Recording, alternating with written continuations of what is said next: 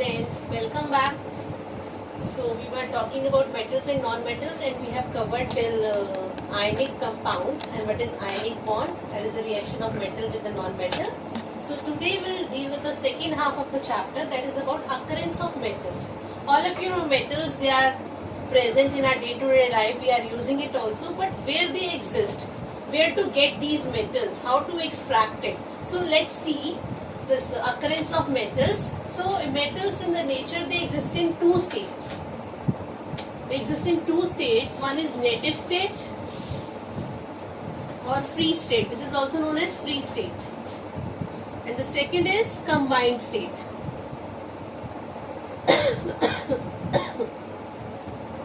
Sorry.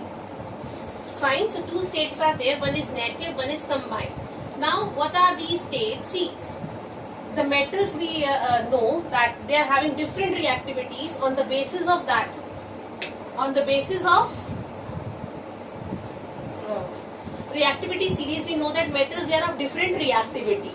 Okay, so some are very reactive, some are not at all reactive, and some are of moderately, you can say, reactive nature. So accordingly, they'll exist in nature, in earth's crust. Fine. So free state, like if any element is free, it means that element do not want to take part in anything, like it want to remain inert. Like if person is sitting alone, it means he or she don't want to talk with anyone. Fine. So that means wants to sit freely. Okay, no one, so that no one should disturb. So this is that state of the metal, that in which it is, you can say, the metal is free. Okay, its existence is free, not depending on the others. So metals of high reactivity. Metals of high reactivity, sorry, not high reactivity, metals of least reactivity.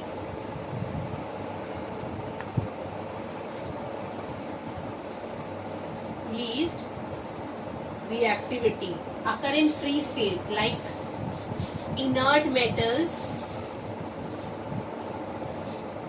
like silver, gold, platinum. Fine. So they will occur in their native state or free state. Do not want to take part. Fine. They want to be inert. Like combined state, those who are like very reactive. Metals of high reactivity, like it is like those who are very, very disturbing type of nature. They don't want to sit alone, and they want to actually every time they want to talk, and also it means some other person is also required there. Yes, then only they can talk. Otherwise, if they are alone, they can't talk. It means they are very, very, you can say, they are not stable, they are reactive. So metals of high reactivity, they occur in combined state. It means with the other element. Fine. So in the nature, like they exist in the combined state in the form of their compounds, like sulfates, sulfides, oxides, etc., carbonates, halides, so on. So this is the main two states of metals, native or combined. I hope it's clear to everyone. So now let's move ahead with the general terms related to the occurrence of the metals. As I told you, on the basis of the reactivity, the metals can be of different nature. They can be extracted from the earth in a different manner. So as we were talking about its compounds, okay, so those compounds, let's see what are those compounds of the metals. So let's see the terms related to occurrence of metals, that is metallurgy. This whole process, the chemistry is metallurgy. So first is mineral. Fine.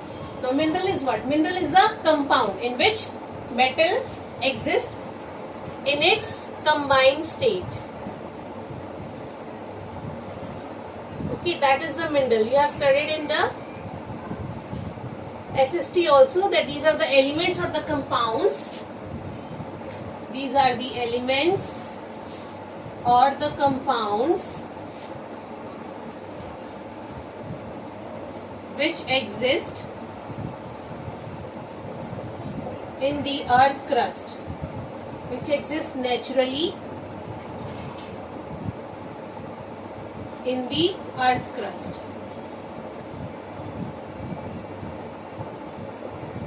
Elements of the compound which exist naturally in the earth crust are known as minerals. Basically, these are inorganic compounds.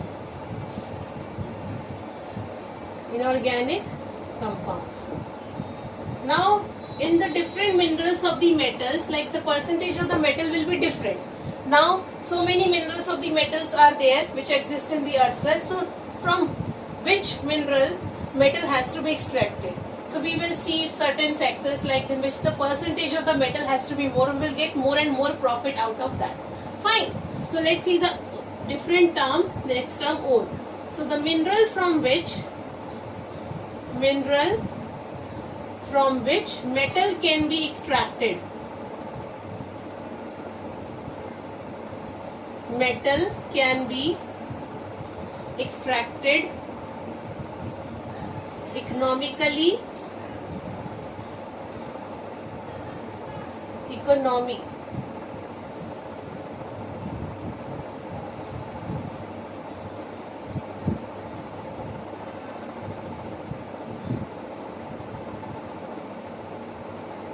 Economically and conveniently.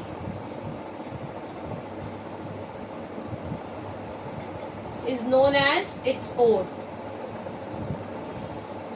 So ore is the mineral from which metal can be easily or conveniently or economically or profitably extracted. That is the ore of the mineral. So what we can note here, we can make note point here that all ores are minerals, but all minerals are not ores. What is the note point here? That all ores are minerals, but all minerals are not ores. Fine.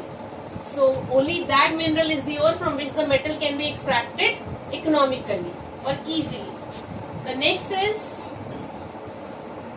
gangue particles or matrix. Now the mineral which we have got it from the earth crust, it is associated with certain impurities. Those impurities, like it can be impurity of sand, clay or any other siliceous impurity. So that is gangue particles. The impurities like sand, clay, etc., which are associated with the ore are known as matrix or gangue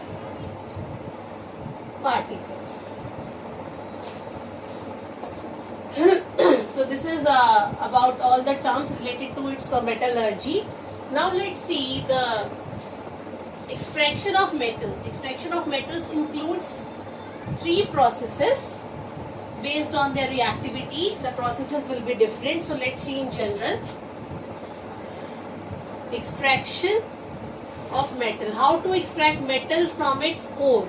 So this is not an easy task. So many processes are involved. First is concentration of ore. This is also known as dressing of ore. Fine. Second is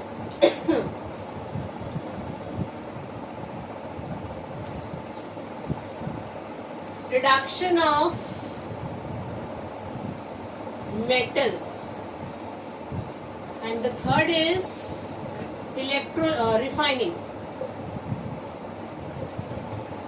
refining of crude metal. So let's see the first process one by one on the basis of the reactivity.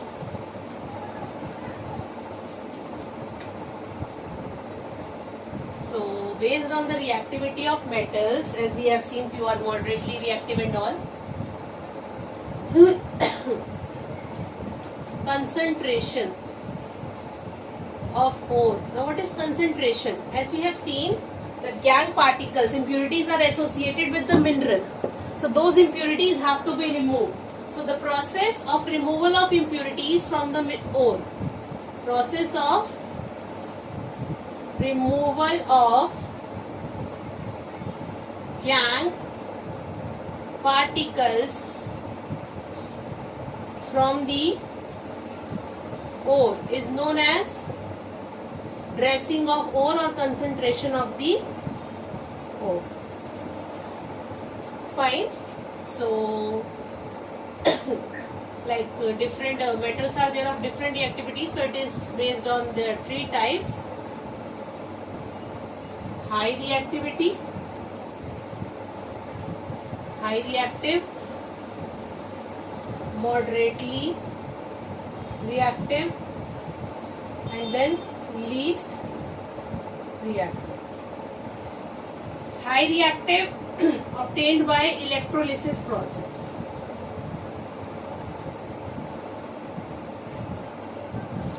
Then moderately reactive, their process will be different.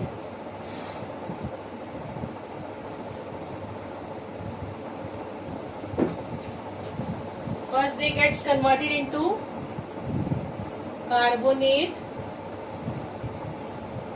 ores, here sulfide ores.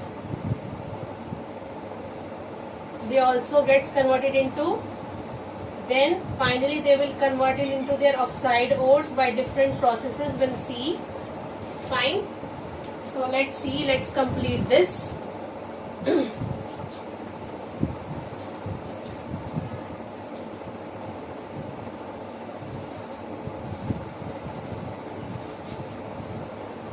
So here electrolysis process, then finally the metal we will get by the refining process.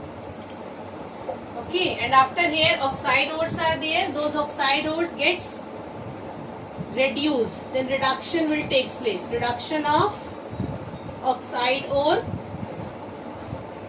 to metal, and then you can say metal will be extracted. Purification. Purification process will come. Okay, in this one.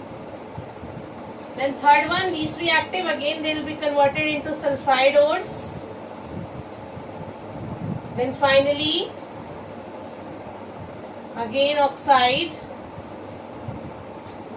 Then purification part will come. Okay, oxide ore, then reduction of metal, and then purification part will come. So this is about the concentration part, how to concentrate the ore based on the reactivity of the different metals. Fine. Now let's see the next process. We'll start with the medium reactivity. Metal of medium reactivity, moderate. Moderate reactivity. Okay. So metals in this carbonate ores and sulfide ores. Okay, carbonate ores and sulfide ores, like it's not easier to reduce carbonate and sulfide ores. That's why they are reduced to oxide ores, as it is easier to reduce the oxide ores. That's why we are converting with the help of process. Carbonate ores gets converted into oxide ores with the help of process known as calcination, and sulfide ores gets converted into its oxides with the help of the process known as roasting. So these are the two very important processes. And calcination will heat the carbonate ore in the absence of air. Absence of air. And here this will be done in the presence of air, or limited supply of air, or limited supply. Fine. Fine. Now let's see both these processes. What is calcination? What is roasting?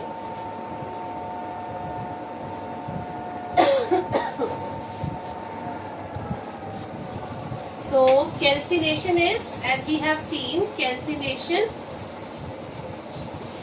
it's a heating of carbonate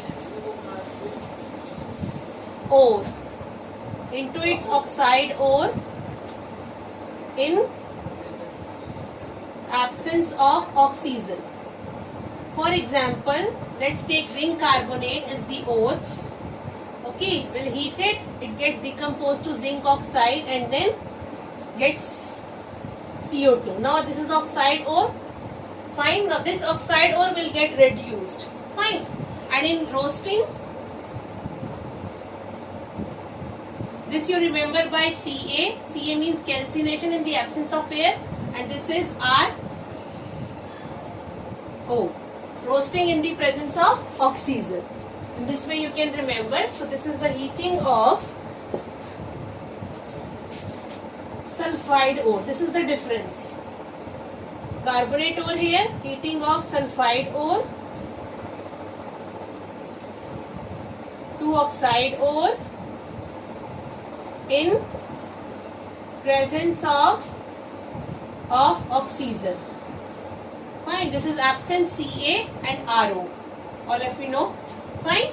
So let's see if I'll take zinc sulfide, treat with oxygen, it will give you zinc oxide and sulfur dioxide gets formed. This equation you can balance.